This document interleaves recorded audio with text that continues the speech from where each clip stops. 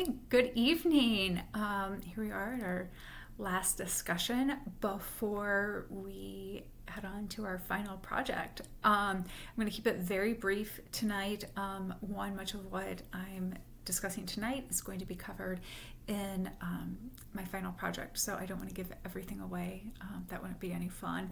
Also, I'm under a major tornado watch, so what just hit Little Rock is heading my way, and interestingly enough, I'm going to Little Rock tomorrow, so we'll see how this goes. So let's go ahead and get started. My favorite theory that we've studied in this class goes way back to the beginning, is the ecological model. So again, keeping it very brief because I will go into detail in my next video. Ecological model states that there are multi-levels to health behavior that influence behavior as well as the behavior change.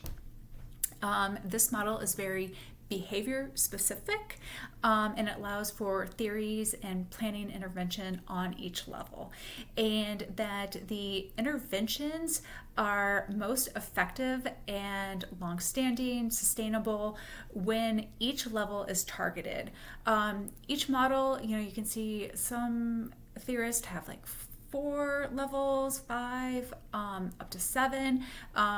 For this discussion, I'm going to talk about just 5. The first, you think of it kind of as, like the earth has their core and then it kind of builds out.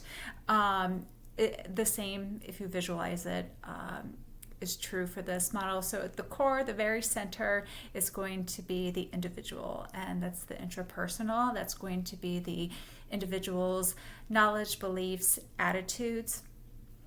Second is going to be the interpersonal. So that's going to be family, friends, your immediate circle.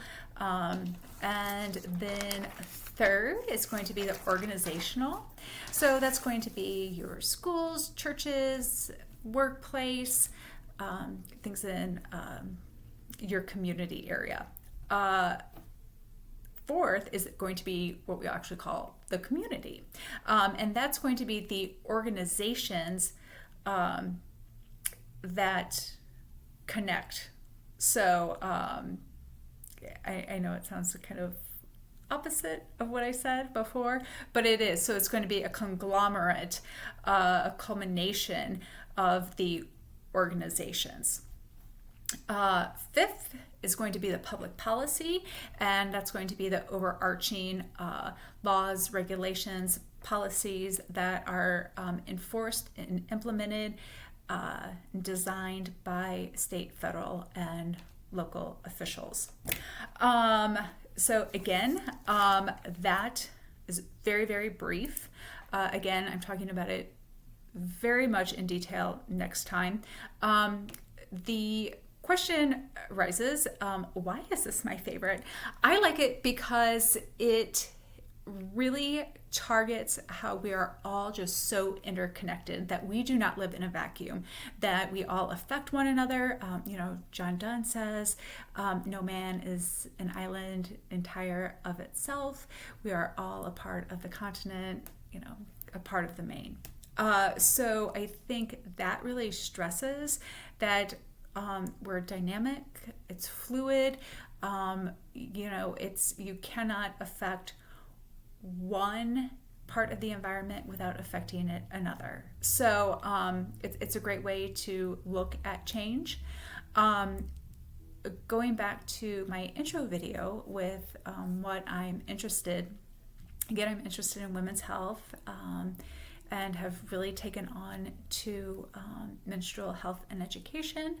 And so does this apply? Very much so. And if we look at some of the bills that are being passed in Florida, though I not live there, with teaching of